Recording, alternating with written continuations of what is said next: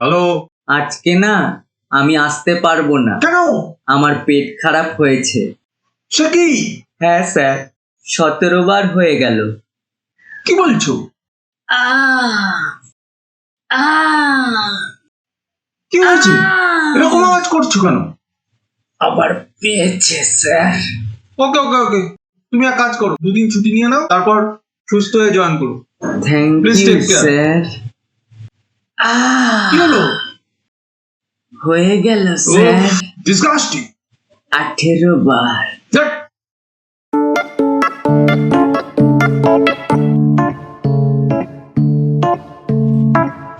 আমার নাম যুধিষ্ঠির, সবাই আমাকে সত্যবাদী যুধিষ্ঠির বলে।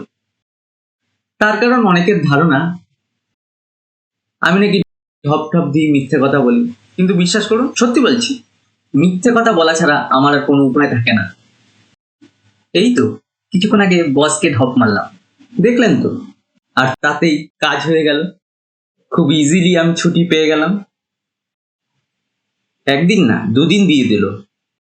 কিন্তু আমি যদি সত্যি কথা বলতাম, আমি যদি আর কজ দেখাতাম যে অমুক কারণে আমি ছুটি নিচ্ছি, তাহলে বলতো কেন? এইসব দরকারি কাজ তুমি আপডেট দিন করতে পারো না? কেন শুধু শুধু একটা দিন ছুটি নেবে? কেন কেন কেন কেন? এরকম অনেক কেনর উত্তর আমাকে দিতে হতো, যেরকম কেনর কোনো উত্তর হয় না।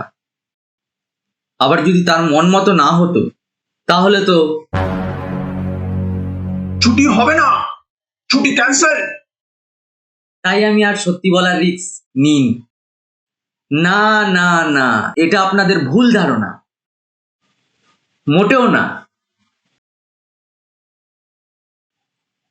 আমি সত্যি কথাই বলি, একটু সাজিয়ে গুছিয়ে ঘুরিয়ে ফিরিয়ে বলি, যাতে সত্যিটা আরো সত্যি মনে হয়। বিশ্বাস হচ্ছে না? তাহলে দেখুন। Hello sir. হ্যাঁ বলো, কি হলো আবার? তোমার শরীর ঠিক আছে তো? হ্যাঁ, আমি একদম ফিট। আসলে একটু আগে আপনাকে সব ঢপ দিয়েছি। মানে কি ঢপ? তুমি কি এখানে ইয়ার্কি মারছো? এই যে বললাম না স্যার, আমার পেট খারাপ হয়েছে 18 বার, এগুলো সব মিথ্যে স্যার। আমি পুরোটাই ফিট। আরে এসবের মানে কি? আমি তো কিছুই বুঝতে পারছি না। কারণ স্যার, আমি যদি সত্যি কথা বলতাম তাহলে তো আপনি আমার ছুটি মঞ্জুর করতেন না, তাই মিথ্যা কথা বলতে হয়েছে। এসব কেন বলছো? আপনি বিশ্বাস করছেন না তো স্যার, তাহলে শুনুন। আমার বাড়ির চারপাশে অনেক বড় বড় ঘাস হয়েছে, সেগুলিকে ছাড়তে হবে। ঘরে অনেক ঝুল জমেছে, সেগুলিকে ঝাড়তে হবে। তাছাড়া আজকে আমার ব্যাংকে যাওয়াটা খুব জরুরি। ওদিকে আমার গার্লফ্রেন্ডের সঙ্গে মিট করতে হবে, ওকে ঘুরিয়ে সিনেমা দেখিয়ে আনতে হবে, আর ফেরার পথে মার জন্য ওষুধ আনতে হবে। তারপর আচ্ছা আচ্ছা আচ্ছা, বুঝেছি বুঝেছি। তুমি এক কাজ করো, তুমি বরং একদিন বাড়িয়েই ছুটিটা নাও। এতগুলো কাজ একদিনে কি হয়? পারলে ঘরটাও রং করে নিও, ঠিক আছে? আচ্ছা ঠিক আছে স্যার। আর হ্যাঁ, তোমার মতো অনেস্ট এমপ্লয় পেয়ে আমি খুব খুশি।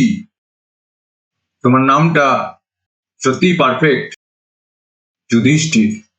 জানি স্যার, তাই তো সবাই আমাকে বলে সত্যবাদী যুধিষ্ঠির।